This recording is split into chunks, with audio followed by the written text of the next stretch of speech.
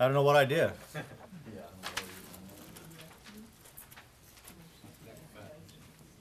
Welcome to Johnny O'Connor, and Fiona. Raise your hand, say hi. Just came in. Oh, you didn't say Simon Says. Well, first of all, I bring greetings from Dogface 6, General Richard E. Cavazos. I spoke to the general earlier this week, and I told him that I was coming here.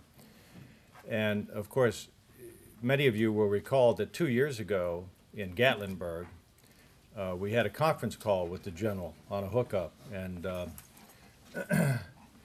and you all know how much he loves his dog-faced soldiers. And I'll never forget, one of you during the conference call wanted to say something to the general, and I forget who did it, but maybe some of you remember. And he said, "Well, General, I just wanted to congratulate you because I haven't seen you since you've made general."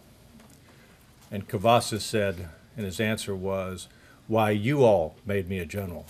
And that's classic Dogface 6 that we remember. And he's doing fine. He's 82 years old. He and his wife, Caroline, a lovely lady, are very gentle people, and we've just had a great relationship over the years. And he loves the Dogface Battalion, I think, probably more than just about anything. I mean, I don't know if I'm talking out of school, but he has a special affection for us and for what we did together in Vietnam. So greetings from Dogface 6. I've got an agenda, and I passed it out because I thought it was appropriate for everybody to have it. I'm going to move through it fairly quickly because at the end, you will see on page 2, you just flip it over, there are some individuals listed, and they're going to do something special, and it's the reason why we have cameras in the room. I went to Paul Herbert, who's the executive director at the 1st Division Museum, and I asked Paul whether or not the museum would foot the bill to have this portion videotaped.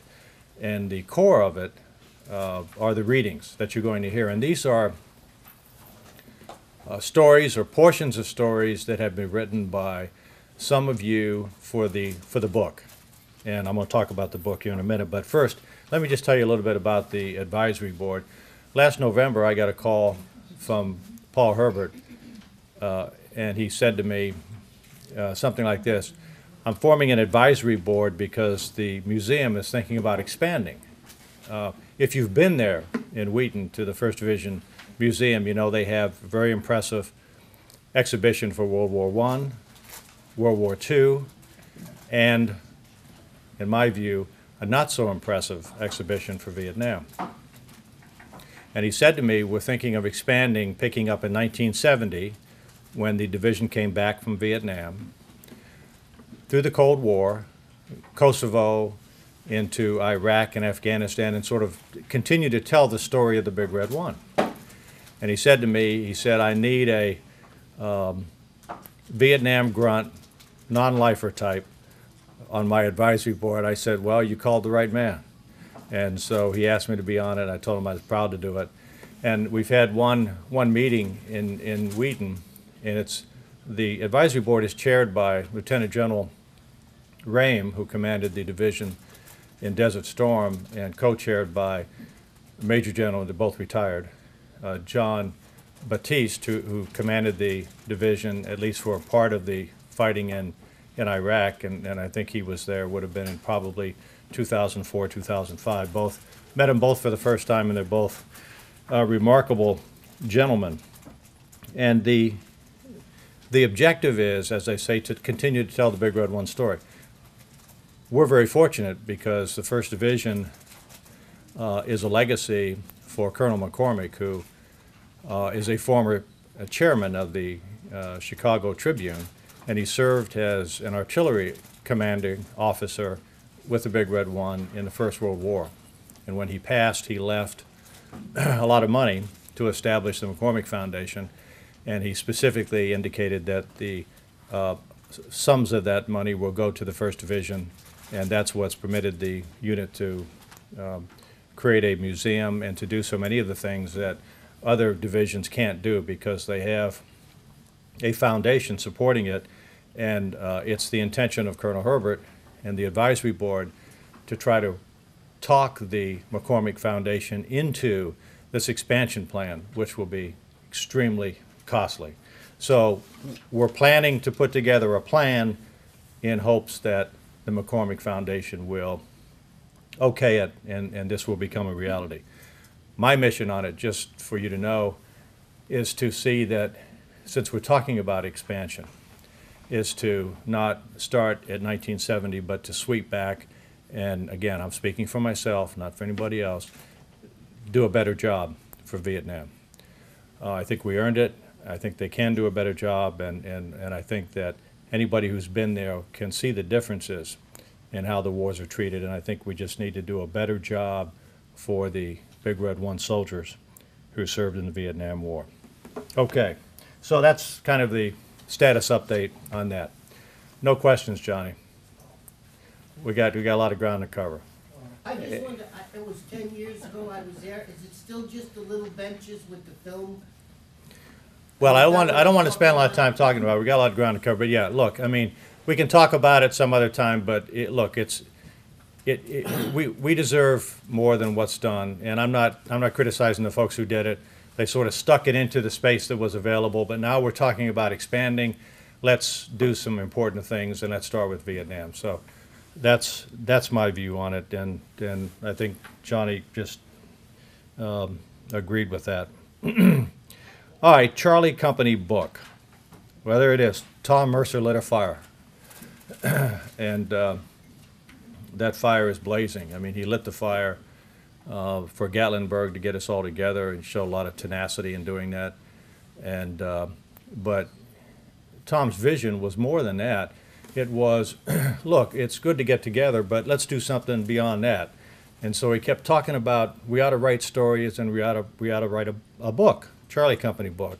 Initially, I was somewhat skeptical because it's an enormous project. And even if we wrote, to find somebody who would actually edit it and publish it and turn out something that we would be proud of, that would be worthy of Charlie Company, Dogface Battalion, is a big deal and a very costly proposition. And so some very smart folks approached the 1st Division Museum and got a commitment from Paul Herbert to do it, and they're excited about it. And I'm gonna report to you on what's going on.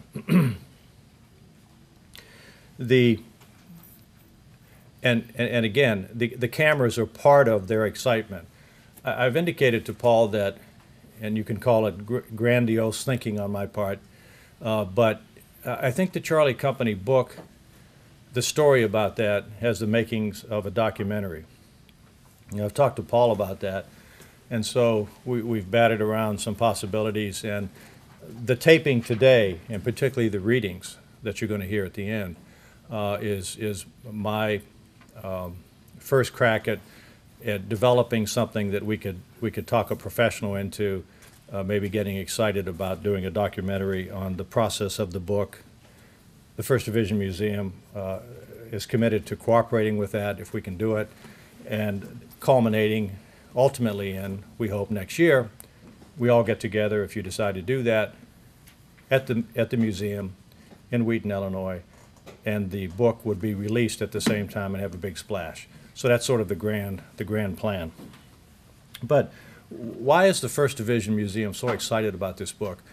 If you think about it, it's unique in that a group of soldiers who served in the same unit over a period of several years in Vietnam have written stories. So they're telling stories, and the common theme is the unit, and that in of itself is unique.